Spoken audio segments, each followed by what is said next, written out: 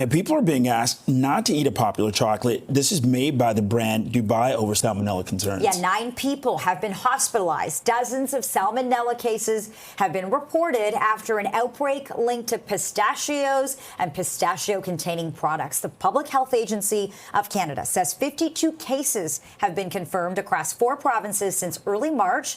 Quebec has the most with 39, followed by 9 right here in Ontario. And joining us live with more on this is Keith Warriner, food science professor at the University of Guelph. Professor, welcome to the show, and thanks so much for joining us. That Dubai chocolate has gone viral on places like TikTok. A lot of people consuming this. We've talked about salmonella outbreaks on this show before. What stands out to you about this particular outbreak?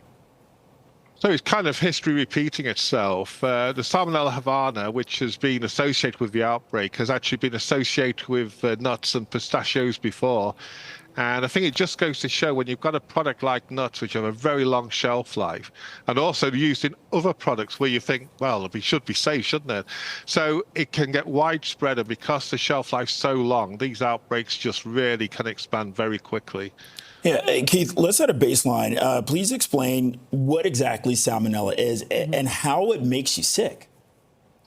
Well, salmonella has certainly been around for many millions of years, and it's basically built to survive, not only in the environment, in soil where you think it would just die off, but when it invades, we consume salmonella, it kind of does this sort of stop-go, what we've seen in a famous program, isn't it?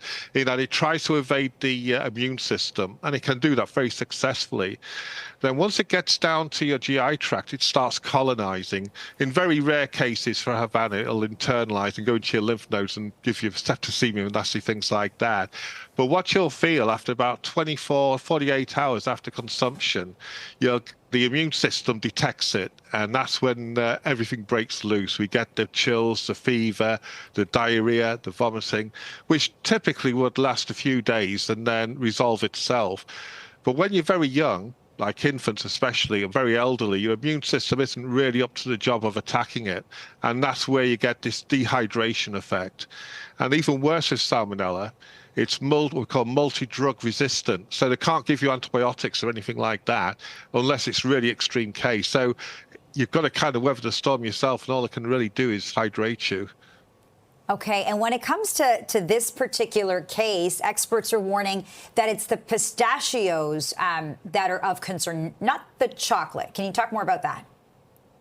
Yeah, it won't be surprised if it's a chocolate as well. Chocolate is an ideal carrier for salmonella. There's been outbreaks before, but thankfully it's controlled. So with nuts, essentially they're obviously grown in fields and things like that. And sometimes when the harvest's done, they give them a good shake so it falls to the ground. And if salmonella got into the soil by various means, from water, from animal activity, the salmonella can just live on that nut, even sometimes grow if the moisture's right. And the thing is, once it's on the nut, it goes into this hibernation, so it's very difficult to inactivate, even by roasting. So typically, because it's resistant and nuts go here, there, and everywhere in the world, when they get onto nuts, there's only a few treatments that can do to try and decontaminate them, to try and prevent it. But obviously in this case they've failed, and this is why we need better pasteurization methods like we're developing here. Yeah, I mean, look, I don't want to have to ask an obvious question, but I mean, we're talking about salmonella on like non-meat or dairy products. Like, how does that work? Explain this. So what can happen is that you'll get manure runoff, for example, into rivers, and you might get wild animals coming into nut-growing trees.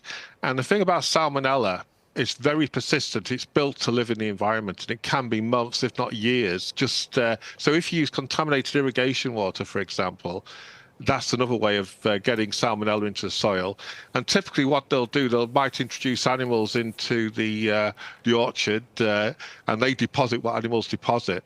So once salmonella gets into our environment, it can persist for a long time. And this is a problem we have down in the California and places like that.